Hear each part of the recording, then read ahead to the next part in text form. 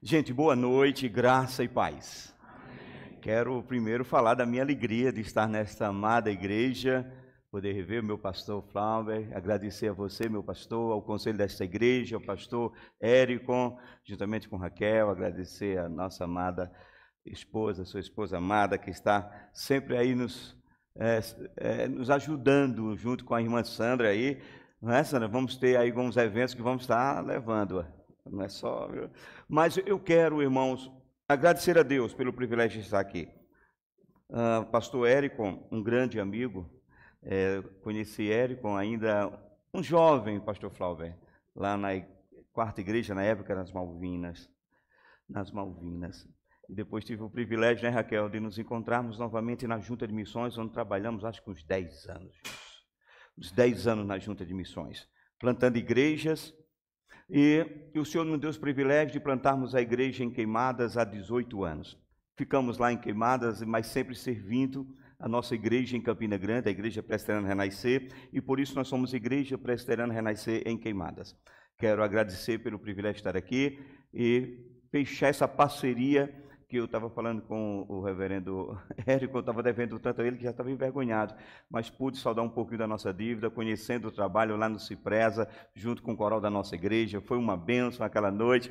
Estou aqui com minha família, minha esposa Sandra, meu filho Érico, primogênito, Ana Júlia, a minha caçulinha, Aninha, minha cunhada, e tem alguns irmãos aqui, professor Emilson, junto com a sua esposa Letícia, e mais algumas pessoas que eles trouxeram para também estar conosco. Então recebam o nosso abraço, o braço da Igreja Presbiteriana Renascer em Queimadas e da Igreja Presbiteriana Renascer em Campina Grande. Amém? Meus amados, eu vou pedir a você que, assentado como você está, você vai abrir a sua Bíblia, depois nós vamos fazer a leitura do texto, mas por favor, deixe aberta a sua Bíblia em 1 Coríntios, a carta que Paulo escreve aos Coríntios, no capítulo de número 12, e a partir do verso 12, você deixa ele aí, nós vamos fazer uma leitura junto com os irmãos. Mas eu queria me alegrar com esta igreja. 12 anos, meu pastor, que maravilha, que maravilha. Lembro-me muito bem, quando começou esse trabalho, uma vez nós temos uma relação muito próxima com a família Amaral, e tivemos a oportunidade de, antes da igreja, estamos aqui na empresa, ministrando, e fiquei muito feliz em poder estar aqui no 12º aniversário e ver esta igreja tão linda, tão maravilhosa. Mas, meus amigos, na sua fala, o nosso reverendo Flauber, ele introduziu uma questão acerca do que é igreja, não é? Daquilo que Deus nos chamou para sermos como igreja. E eu quero dizer para você que o conceito, na verdade, de igreja no cristianismo, ela, na verdade, transcende a ideia desse edifício, né? Dessa questão física, porque, na verdade, antes de tudo, ela é uma comunidade. A igreja é uma comunidade de pessoas que são chamadas para servir, mas chamadas para fora, não é? Para o serviço fora. Esse é o termo, né, da terminologia eclesia, não é? No original da palavra. E nós somos chamados como igreja para vivermos em uma vida de comunhão com Deus, foi isso que o pastor introduziu, e entre nós. Somos chamados para essa vida de comunhão. Então, essa é a compreensão, queridos, que nós temos de igreja, e ela está profundamente enraizada nas Escrituras, e não somente nas Escrituras Sagradas, mas no pensamento de diversos teólogos e homens de Deus ao decorrer, ao longo da história. Por exemplo, Agostinho de Hipona, falando sobre a igreja, ele definiu a igreja como a cidade de Deus, em contraste à cidade dos homens, não é? Então, para Agostinho, a igreja verdadeira ela é composta daqueles que amam verdadeiramente o Senhor, que amam a Deus acima de todas as coisas, sendo ela, queridos, uma manifestação visível do reino celestial na terra, a maior agência missionária que Deus deixou sobre o planeta Terra. Se nós formos ouvir o pensamento do grande reformador de Genebra, João Calvino, quando ele escreve as suas institutas da religião cristã, ele afirma que a igreja ela é a mãe de todos os fiéis. E aqui ele ressalta, claro, o papel, né, da igreja no cuidado, no ensino espiritual daqueles que chegam até ela, daqueles que formam esse corpo. para Calvino, os meios de graça, queridos, que nós temos nas nossas igrejas, como a pregação da palavra, como os sacramentos que são distribuídos mensalmente. Isso tudo que acontece no seio da igreja fortalece a fé dos crentes. E sabe, por isso João Calvino diz, ela é a mãe de todos os fiéis. Ela protege, ela cuida, ela ensina, ela disciplina. Este é o papel da igreja. Mas eu fico vendo o que diz o grande teólogo, o teólogo Dietrich Bonhoeffer. Ele disse uma coisa interessante. Dietrich Bonhoeffer, na sua obra A Vida em Comunhão, ele destacou que a igreja ela é chamada a viver uma vida de comunidade visível de discípulo. Para o grande teólogo Bonhoeffer, a igreja ela é chamada para viver essa prática do amor sacrificial, desse amor que reflete a reconciliação por meio de Cristo. Isto é a igreja do Senhor. Então, quando nós estamos aqui celebrando 12 anos de igreja, temos em mente essa comunidade. Como foi dito pelo pastor ainda há pouco, o importante não é o prédio, não são as paredes, porque imagina um templo suntuoso, um templo belo, que não houvesse a comunhão verdadeira, que não houvesse a visão verdadeira do que seria a igreja. Ela seria, na verdade, um lindo monumento, que ficaria, de fato, não é, como um marco, talvez, na cidade, de um edifício, mas não daquilo que seria a igreja. E é por isso mesmo, queridos, que o próprio Cristo disse, eu vou edificar a minha igreja, e as portas do inferno não vão prevalecer contra ela. E com essa introdução na nossa cabeça, quero convidá-los agora sim a ficar de pé e fazermos essa leitura de forma que possamos participar. Eu vou começar a partir do verso 12, fazendo a leitura do verso 12. A igreja faz a leitura seguinte do verso, e uníssono nós vamos fazer a leitura do verso 27, tá bom? Então vou iniciar com o verso 12 do capítulo 12 da primeira carta de Paulo aos Coríntios. Porque assim, como o corpo é um, e tem muitos membros, e todos os membros, sendo muitos, constituem um só corpo, assim também com respeito a Cristo. A igreja...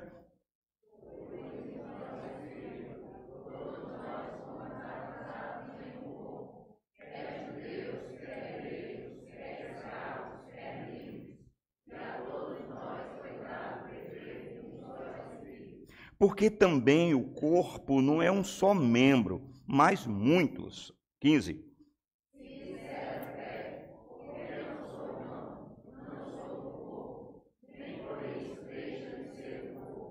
Se o ouvido disser, porque não sou olho, não sou do corpo, nem por isso deixa eu de o ser. 17.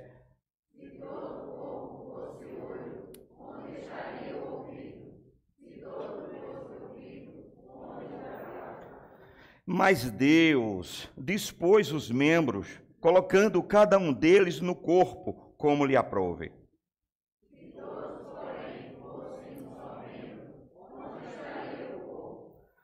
O certo é que há muitos membros, mas um só corpo. 21.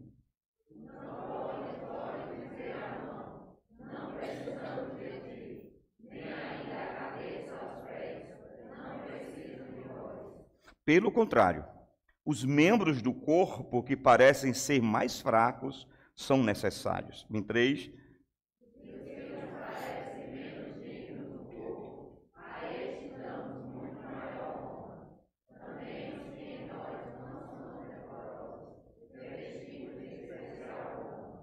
Mas os nossos membros nobres não têm necessidade disso.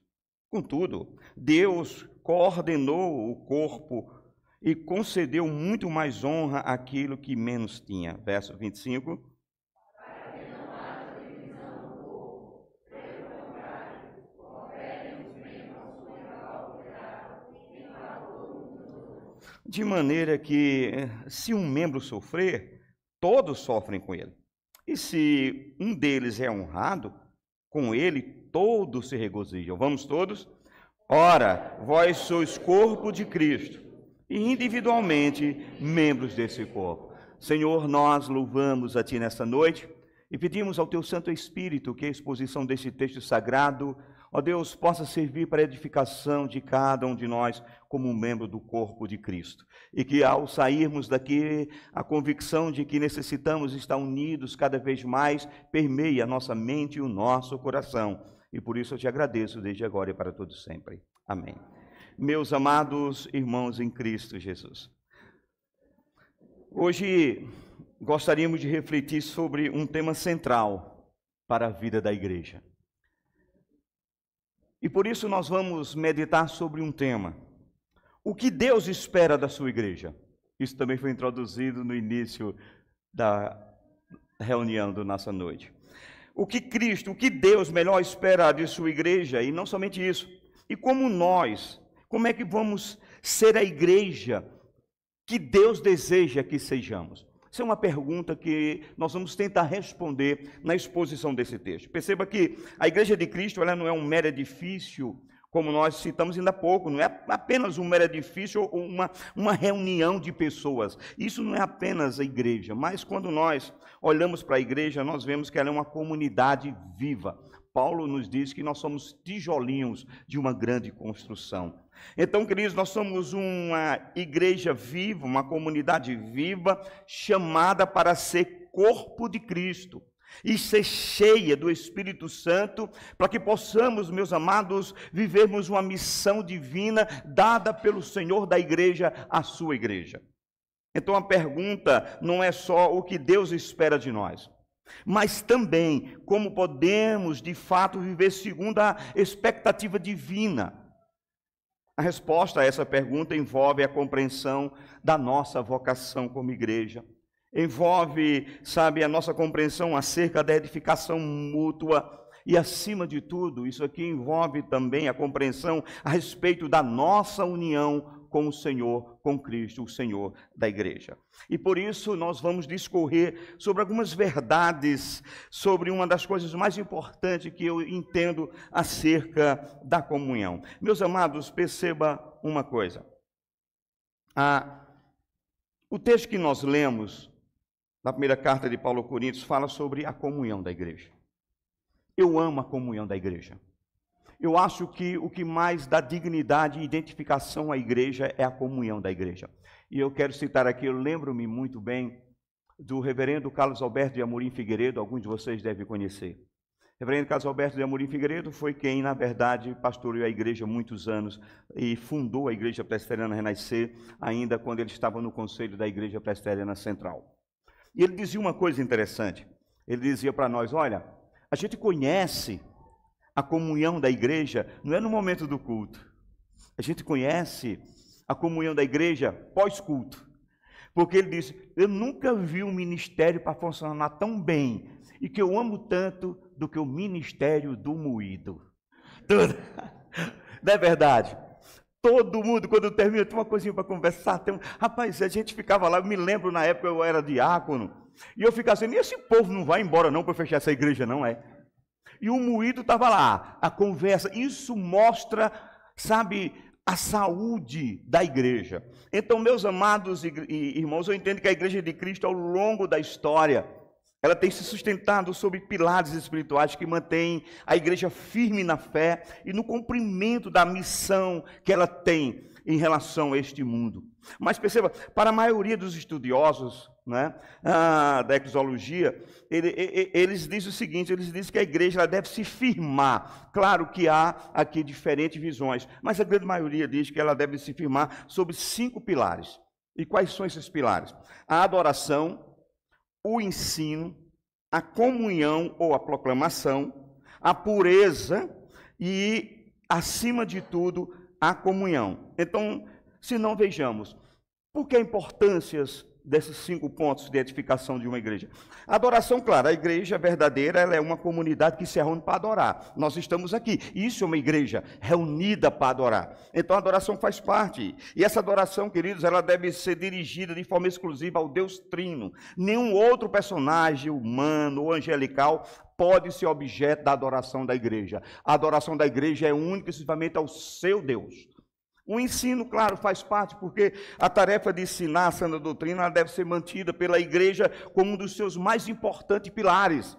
E eu louvo a Deus pela vida dessa igreja. Estava falando aqui, conheço os seminaristas desta igreja, tive a oportunidade de conversar com alguns, quando nos reunimos sempre lá em Recife, na primeira igreja, a gente tem a oportunidade de bater um papo, e eu vejo que essa igreja é uma igreja que investe no ensino. Então, queridos, perceba, isso aqui é um pilar da igreja. Paulo, escrevendo aos Efésios, diz que o ensino faz com que os crentes amadureçam, faz com que eles se tornem aptos para o serviço de edificação do corpo de Cristo. Então, o ensino tem que fazer parte, na verdade, desse conjunto de edificação da igreja. E a proclamação, claro, trata-se aqui da responsabilidade que pesa sobre os ombros da igreja de tornar Deus conhecido ao todo mundo. E que bom que essa igreja tem feito isso. Permite uma notinha de rodapé. Fico muito feliz em poder ter um grande irmão, Diácono Wellington, servindo a igreja em Boqueirão. Muito feliz. Não é? Então vejo que essa igreja tem expandido os seus campos missionários. Não é?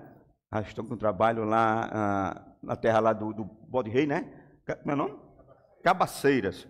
Cabaceiras, que eu vou lá fazer uma missão para mim ver como é esse negócio desse Bode Rei lá mesmo, né? Que eu tenho que ver esse bode. Então, meus irmãos, nessa tarefa, a igreja deve proclamar os atributos divinos de Deus, ela proclama isso, e de uma forma bem específica, ela tem que estar proclamando a obra salvadora de Deus Pai, que foi realizada pelo envio do seu Filho Jesus na cruz do Calvário. Então, assim, queridos, nós entendemos que ela faz parte desse conjunto que edifica realmente o corpo, assim como a pureza ou a santidade. A igreja que não zela pelo pilar da pureza, muito cedo, ela vai, se ver totalmente invadida pelos costumes e pelas práticas do mundo, que aos poucos vão tomar conta desta igreja. Quem não lembra da igreja de Corinto? Então, queridos, na verdade, uma igreja, ela precisa ser edificada sobre essas pilastras. Mas eu deixei aqui uma dessas, colunas de edificação da igreja, que eu gostaria de me prender a ela de uma forma mais prolongada. Eu estou falando da comunhão. Sim, queridos, porque, diferente do que muitos pensam, o pilar da comunhão cristã não é constituído apenas com reuniões sociais, não é construído apenas em torno da mesa do café, ainda embora que isso aconteça, mas não apenas por esses meios. Ainda que essas reuniões sejam úteis para estreitar os laços de amizade entre os crentes, de afinar a amizade, a companhia e a irmandade, mas eu posso dizer para os irmãos que de forma alguma ela se esgota no sentido da genuína comunhão dos santos. Isso tem que haver, mas a comunhão dos santos vai muito além do que apenas esses momentos. E esses 5 pilares manterão a igreja de pé. E por isso seus membros, ela deve ter um propósito contínuo, meu irmão, de preservar e fortalecer cada um desses. Então eu quero falar para os irmãos a respeito da comunhão. Sim, quando nós falamos sobre os pilares da igreja, é importante destacar, irmãos, que embora haja muitos aspectos que sustentem a vida e a missão da igreja, a comunhão é, sem dúvida, um dos mais importantes e abrangentes desses pilares. Paulo dava grande importância à comunhão.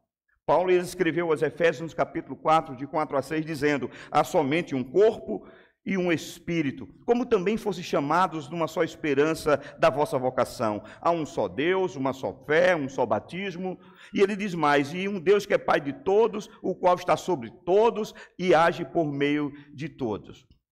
Então, queridos, Paulo dava ênfase à comunhão. Mas não somente o apóstolo Paulo, não somente os pensadores que nós citamos ainda há pouco, falando sobre comunhão, mas o próprio Jesus Cristo amava a comunhão. Cristo amava. Em João capítulo 17, verso 21, ele faz uma oração dizendo: a fim que todos sejam um, como és tu, ó Pai, em mim e eu em ti, também sejam ele em nós, para que o mundo creia que tu me enviaste. Então a perspectiva é: a comunhão da igreja é um elemento de fé para o mundo. As pessoas precisam olhar para nós e entender que aquilo que nos une, queridos, é tão forte que nada pode romper quando nós saímos dessas portas para fora. O que nós temos de maior que une os nossos corações, ele não pode ser quebrado quando a gente cruzar os batentes dessa igreja, das portas, para fora, tem que permanecer. Nós continuamos sendo esse povo de Deus. Então, nós devemos dar grande importância à comunhão. O grande escritor Mark Dever, McDavid diz uma coisa a respeito disso, vocês conhecem o livro de McDavid, e ele fala muito sobre igreja, mas eu achei interessante esse pensamento dele, porque ele disse uma coisa interessante nessa perspectiva de sermos um com o outro, assim como Cristo é com o Pai. McDavid disse: demonstramos ao mundo que somos transformados, não primariamente porque memorizamos versículos bíblicos, ou porque oramos antes das refeições, ou quem sabe porque entregamos o dízimo do nosso salário e ouvimos músicas evangélicas. Ele diz: e sim, porque mostramos de maneira crescente uma disposição de suportar, de perdoar e amar um grupo de pecadores semelhante a nós. Isso é o que faz a diferença no mundo.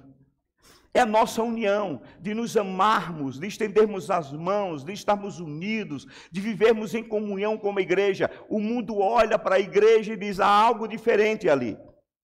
Não há interesses naquilo, não é uma amizade interesseira, não é uma irmandade que procura proveitos, não, porque o que está ligando eles ali é Cristo, e quando Cristo nos torna um, somos um diante dele. Não há nada que possa nos fazer diferente. E por isso eu quero pensar com os irmãos sobre algumas verdades acerca da verdadeira comunhão. Primeiro, deixa eu molhar um pouquinho a garganta aqui. Primeiro, irmãos, a comunhão, ela é feita de unidade na diversidade. Continue com sua Bíblia aberta, nós vamos ler esses textos novamente que nós lemos do capítulo 12 da carta de Paulo aos Romanos, aos Coríntios, a partir do verso 12. Veja o que é que diz o verso 12 a 14. Porque assim como o corpo é um e tem muitos membros, e todos os membros, sendo muitos, são um só corpo, assim é Cristo também. Verso 13, pois todos nós fomos batizados em um Espírito, formando um corpo, quer judeus, quer gregos, quer servos, quer livres, e todos temos bebido de um mesmo Espírito, porque também o corpo não é um só membro, mas muito. Então percebam, amados irmãos, que Paulo aqui reforça que a igreja como corpo ela é composta por muitos membros diferentes.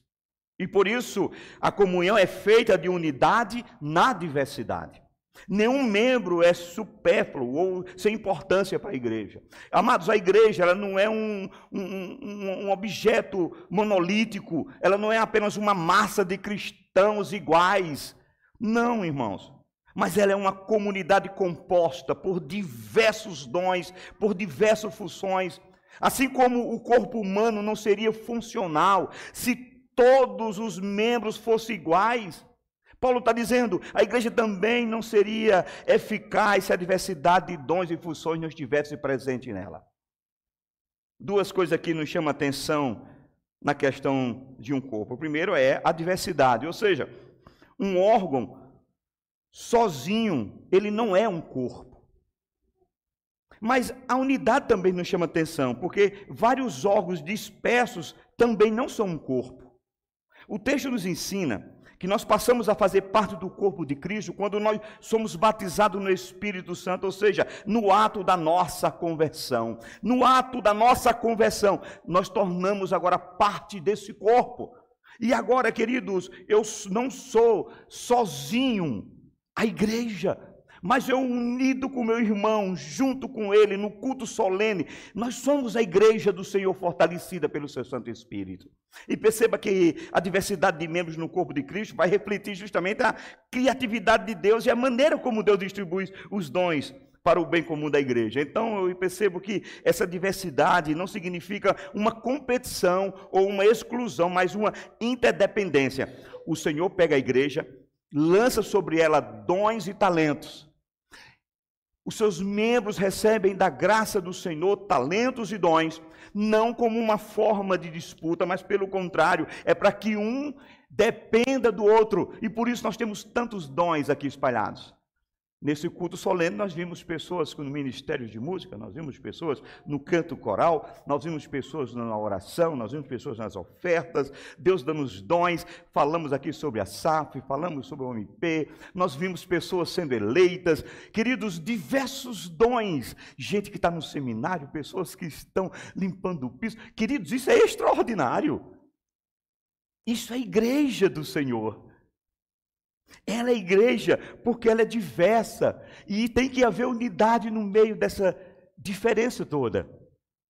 A ideia de muitos membros no texto nos lembra que todos têm um papel importante e que essa diversidade é essencial para o funcionamento adequado do corpo.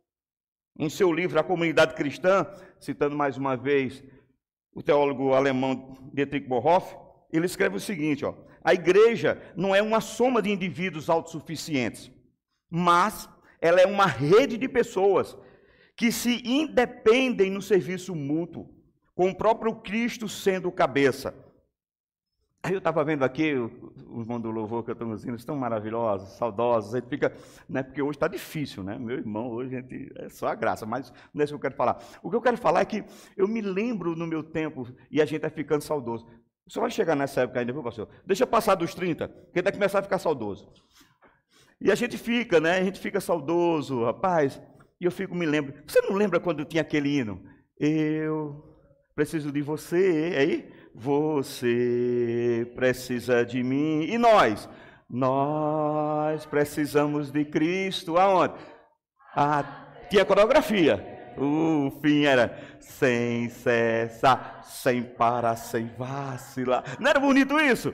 Isso mostra... Gostou, foi? Deixa para quem sabe fazer isso. Irmãos, então, perceba. É isso, meus pastores. É isso que faz a igreja ser. Eu preciso de você. Você precisa de mim. Nós precisamos de Cristo. Até o fim. Aí vem o sem cessar, que aí já é outra parte, né? Aí é a coreografia. Né? Mas nós precisamos desse Cristo. Então, meus amados irmãos, eu entendo isso, e olhando para esse hino, eu vou aqui agora, sabe, e adentro no pensamento de Paul Tournier, quando esse grande teólogo diz, existe algumas coisas que não podemos fazer sozinhos, diz Paul Tournier. Tem algumas coisas na nossa vida que nós não podemos fazer sozinhos. E ele vai dizer, olha, uma delas é ser cristão. Não tem cristão de carreira solo. Não tem essa de dizer assim, eu vou ser cristão sozinho. Eu não preciso do meu irmão. Eu não preciso da igreja. Precisa. Para ser corpo, você precisa estar unido. Então, meus irmãos, quais são as aplicações que eu vejo nessa questão? Uma aplicação bem prática teológica para nós é que a comunhão é feita de unidade na diversidade. Então, nós temos aqui 3 aspectos. O primeiro aspecto é a unidade da igreja em Cristo Jesus. Paulo nos ensina que, apesar das diversas funções que nós temos, e dons e talentos, todos os cristãos são unidos em Cristo. Então, o batismo no Espírito Santo, no momento da conversão do crente, estou falando daquele batismo verdadeiro do crente no Espírito, no momento da sua conversão, une todos os crentes, independentemente da sua origem cultural, da sua origem ética, da sua origem social, todos somos iguais. Então, em um mundo de divisões que nós estamos vivendo hoje, queridos, num mundo de tanta discriminação, a igreja ela deve ser um reflexo da unidade que Cristo traz. A igreja tem que ser aquela que vai refletir para esse mundo de trevas a unidade de Cristo, dizendo, eu ainda preciso de você, não dentro do templo, fora do templo, eu quero ser seu parceiro, quero estender a mão para poder lhe ajudar, mas quero também pedir uma mão estendida quando eu precisar. Então, nós vemos esse aspecto da unidade da igreja, como diz John Stott, quando ele coloca em sua obra a igreja, né? Seu ministério e sua mística, John Stott diz o seguinte, a igreja ela deve ser o lugar onde as divisões humanas são quebradas. E uma nova unidade é fundada em Cristo para ser vivida e experimentada nele. Então, nós temos essa unidade. O que eu acho lindo, permitam-me aqui uma notinha só de rodapé, é como Cristo trabalhou com essa questão da diversidade. Olhem para os apóstolos, olhem para eles. O que me chama a atenção é que está lá um coletor de imposto, né? Fazendo sua coleta no seu trabalho normal. Jesus passa, só dá uma palavra. Ei, siga-me. Siga-me. Diz-me, Mateus. Mateus, sai seguindo. Mateus é um coletor de imposto. Odiado pela nação, pelo seu povo, porque era daquele que estavam lá dentro do seu próprio povo, tirando o dinheiro do seu próprio povo para os cofres de Roma. Mas lá na frente, aí Jesus chamou outro camarada. Um rapazinho chamado Simão. Que por ele o nome não vai dizer muita coisa não, mas o codinome dele, Zelote. Os Zelotes, irmãos, eles eram um partido político muito aguerridos naquilo que eles queriam, que era o quê? Romper com o Império Romano. Agora imagina um coletor de imposto junto com o Zelote. Eu não quero fazer umas comparações aqui não, para não parecer chula, e a gente pode até machucar. Mas, gente, eram dois estilos de pessoas que não podiam sentar na mesma mesa, viu? Eram tipos que não tinham como dialogar, porque um tirava imposto do seu povo para Roma, e o outro queria romper com Roma à força.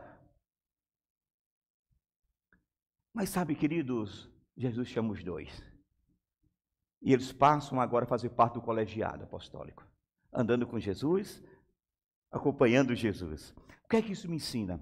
Meus amados irmãos em Cristo Jesus, quando nós estamos no batismo, que somos uma nova criatura, junta com Cristo, junto com a igreja, as nossas diferenças se acabam.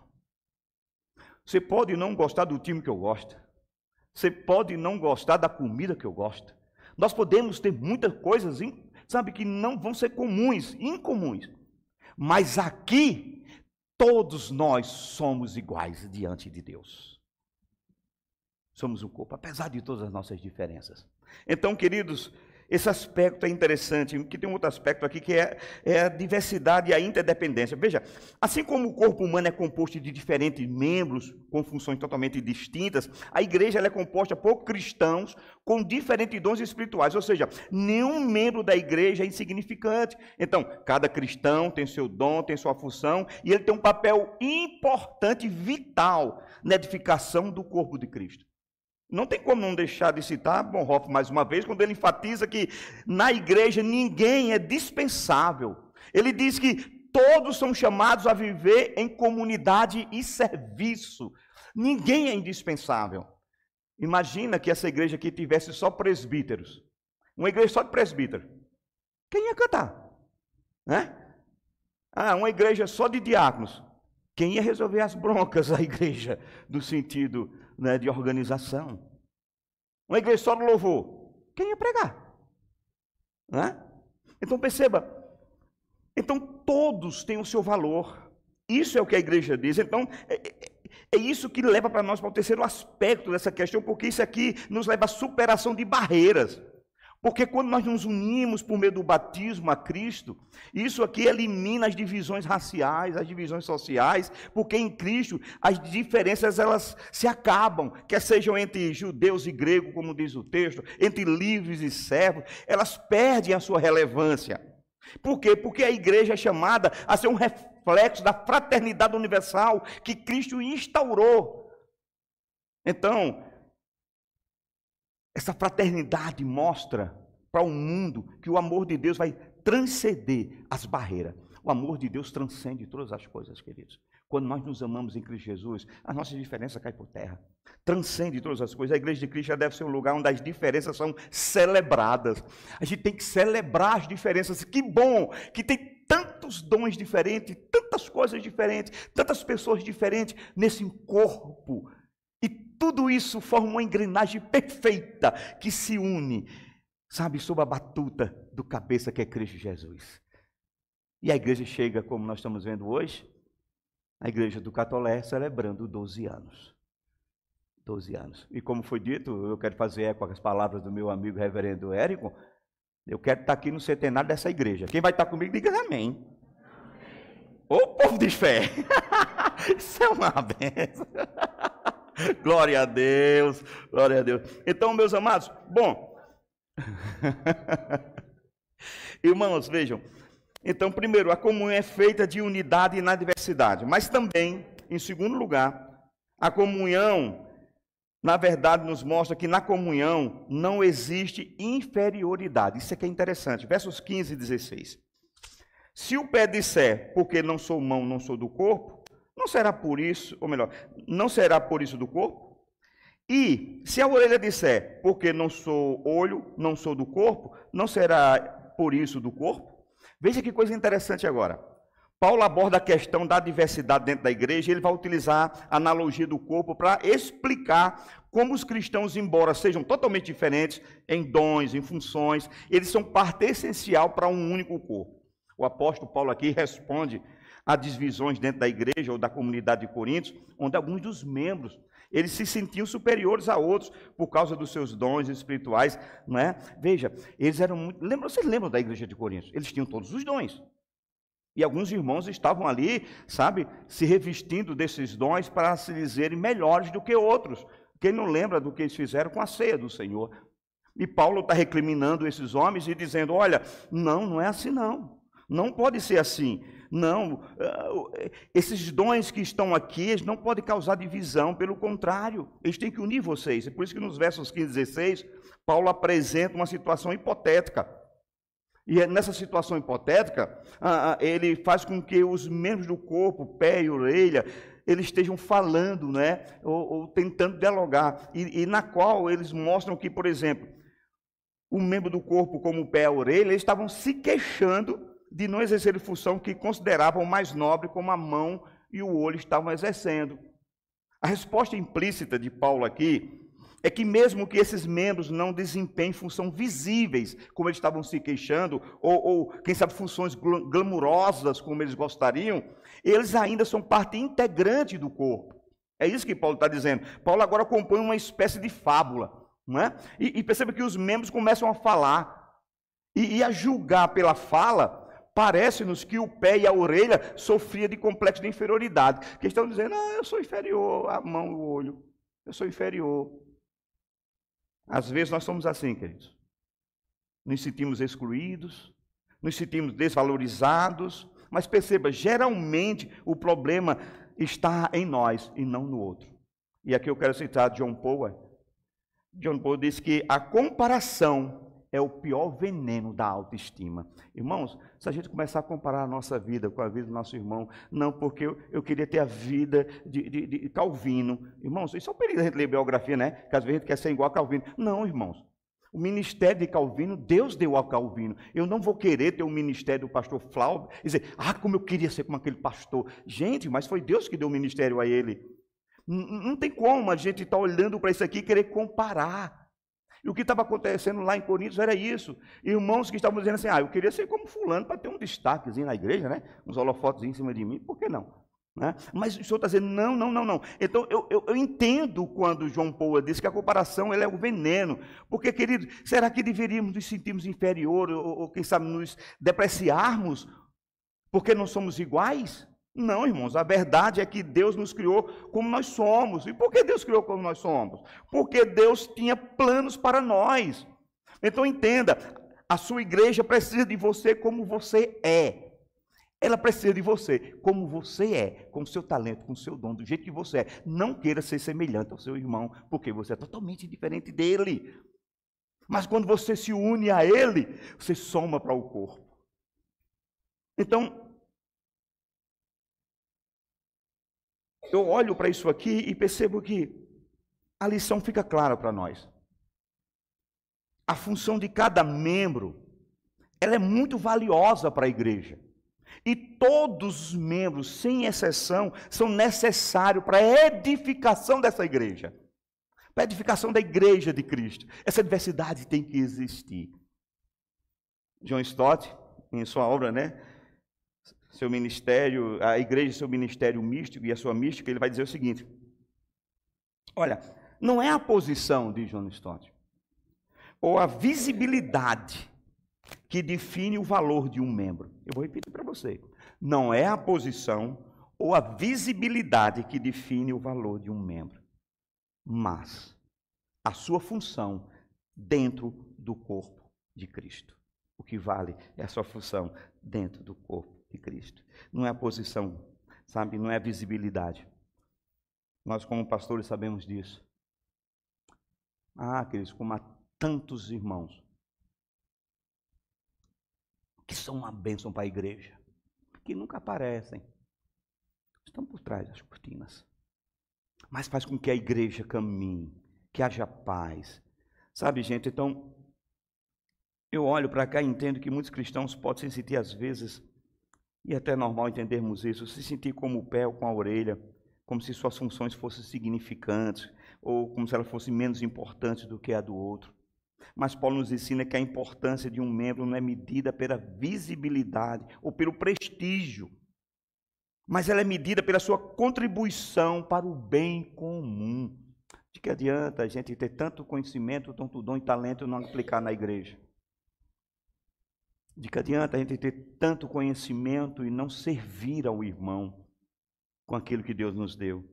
Então, como escreve C.S. Lewis, em sua obra, né, que a gente conhece bastante, best-seller, Cristianismo Puro e Simples, C.S. Lewis vai dizer: o cristianismo não nos chama a ser iguais uns aos outros, mas nos chama a viver para o bem dos outros, independentemente da função que desempenhamos. O chamado é para o serviço, não para a comparação. Quando Deus nos chamou, disse C.S. Lewis, não é para a gente se comparar um ao outro, é para a gente servir uns aos outros. E todos servimos ao corpo, à igreja. Bom, então primeiro nós vimos que a comunhão é feita de unidade na diversidade. A comunhão, na verdade, na comunhão não existe inferioridade, mas eu quero dizer para você que na comunhão também não existe superioridade. Ora, se não existe inferioridade, não existe superioridade na comunhão. Vamos lá? Verso 17 a 21. Se todo o corpo fosse olho, onde estaria o ouvido? E se todo fosse ouvido, onde estaria o olfato? Mas, diz o texto, mas agora Deus colocou os membros no corpo. Quem foi que colocou os membros no corpo? Deus. Colocou os membros no corpo, cada um deles como ele quis. E se todos fossem um só membro, onde estaria o corpo? Agora, pois, há muitos membros, mas um só corpo. E o olho não pode dizer à mão, não tenho interesse de ti, ou não tenho necessidade de ti. Nem ainda a cabeça aos pés, não tenho necessidade de vós. Então perceba que coisa interessante. Paulo continua a sua fábula. E o apóstolo Paulo aqui, ele faz, né, o olho e a cabeça falarem. Então aqui aparece o problema oposto. Eles estavam se supervalorizando. Então, mais uma vez, a comparação aqui é prejudicial. Se nos colocarmos abaixo ou acima das pessoas, não vamos, irmãos, conseguir viver em comunhão. Não importa. Eu vou fazer uma brincadeira aqui, mas os irmãos vão me entender. Eu me lembro de uma irmãzinha que a gente brincava assim. Não tem pessoas que querem ser mais humilde que todo mundo? Mas só que ela traz uma humildade equivocada, né? Aí diz que uma irmã está dizendo para a outra: irmã, eu acho que eu sou a irmã mais humilde dessa igreja. Eu sou humilde demais. Irmã, eu sou o tapete dessa igreja. Olha só. A outra irmã disse: tu é o que, o tapete? Não, mulher, eu sou mais humilde que eu sou o pó do tapete.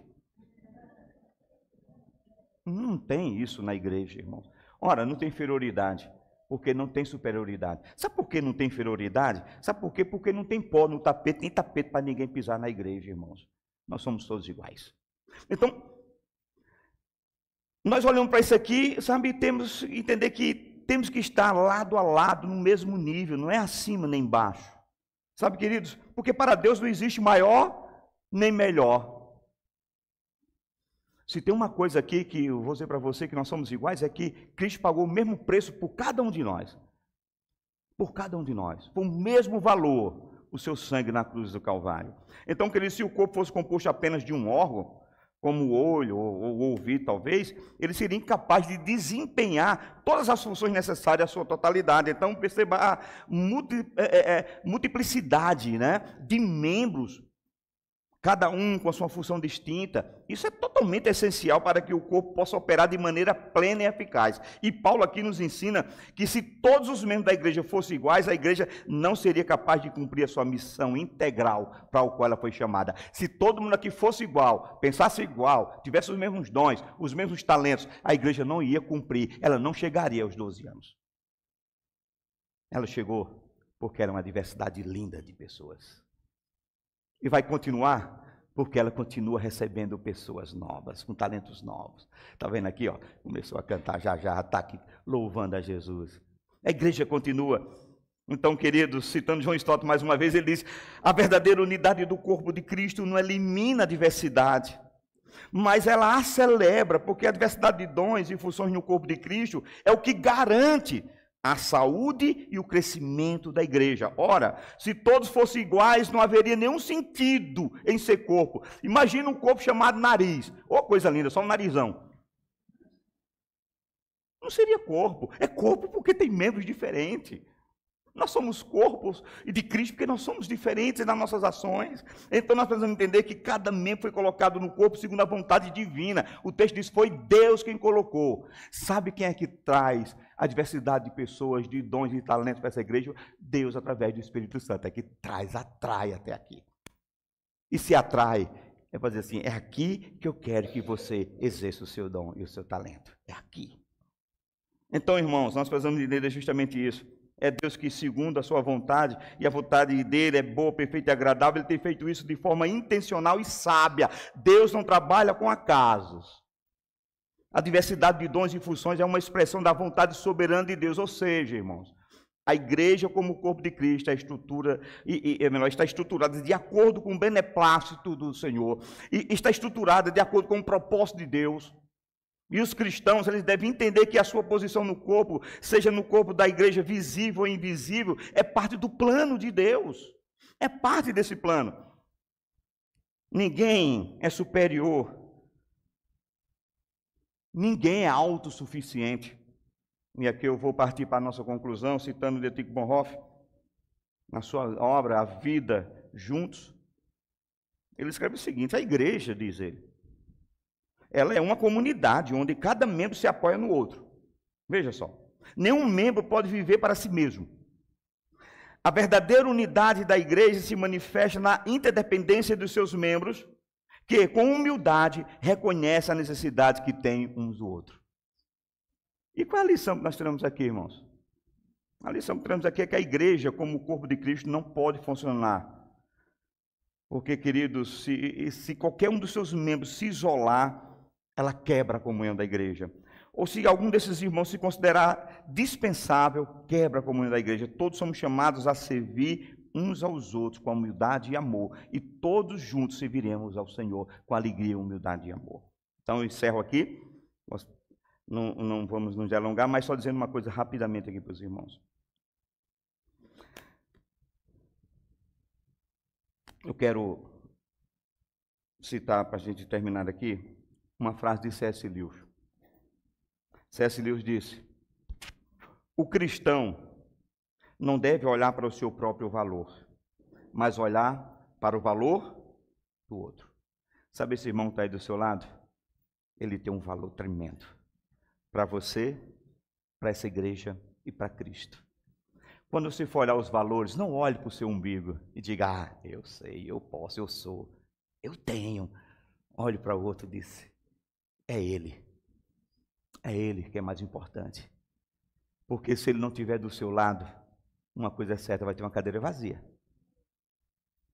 Mas ele estando aí, vai ter um irmão diferente, talvez de você em muitas coisas, mas com o mesmo propósito: servir ao Deus que você serve. Servir ao Deus que você serve. Então, servir com humildade e amor é a base para uma igreja sadia, saudável e funcional. O apóstolo Paulo escreveu justamente isso, eu encerro aqui.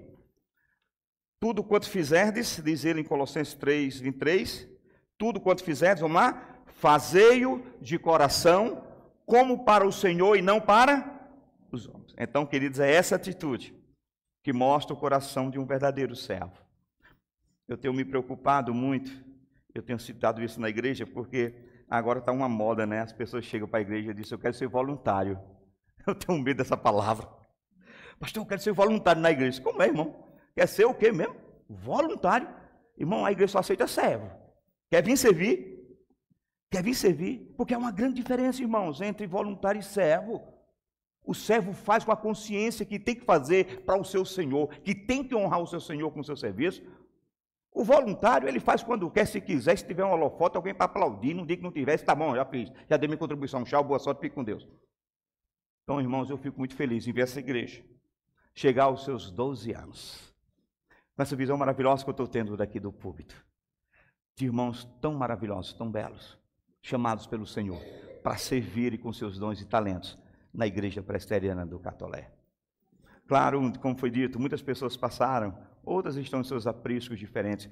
A igreja é um instrumento vivo, um organismo vivo, é Deus que traz, é Ele que tira. Então, queridos, mas o mais importante é, se você está nesses 12 anos aqui, celebrando com essa igreja, arregaça suas mangas, pegue os seus dons, seus talentos, diga, Senhor, está aqui. Eu não quero isso para mim, porque um dia eu vou ter que prestar conta do que tu me deste. Então eu quero servir-te e sirva para que eu possa voltar aqui, quem sabe daqui a uns 20 anos, encontrar você aqui, com a segunda geração, quem sabe, tendo o privilégio de que nem CR7 ainda teve, mas meu irmão já teve, de cantar com seu filho, de louvar com sua descendência, de ver o Senhor guardando, protegendo seus filhos. Sabe, um dia quando você não estiver mais aqui, quando você não fizer mais parte desta igreja visível aqui, mas quando você estiver nas bodas do Cordeiro, saber que deixou uma herança, deixou seus filhos para ser o seu eco, sua voz, porque você não vai mais estar aqui, mas a igreja do Senhor continua, com dons diferentes, diversidade diferente, mas louvando ao mesmo Deus. Que Cristo Jesus nos abençoe nessa noite. Pai, muito obrigado pelo privilégio de estar aqui reunido com esses irmãos. Como é salutar, ver, meu Deus, a alegria no rosto da tua igreja em poder celebrar 12 anos. 12 anos, ó Deus, não foram fáceis, mas eu sei, foram gostosos de viver, porque a experiência chegou, 12 anos, está entrando na puberdade, pai, já está na pré-adolescência. Essa igreja tem muito a caminhar, mas o Senhor tem sido muito gracioso com ela. A minha oração é que o Senhor continue abençoando a vida dessa igreja, todos os seus ministérios, todos aqueles que estão aqui, do seu conselho, pastores. Abençoa desde aquele que faz a limpeza das cadeiras e do templo, até aquele que ministra nesse púlpito. Eu te peço isso em nome de Cristo Jesus. Amém. Meu pastor, muito obrigado, meu filho.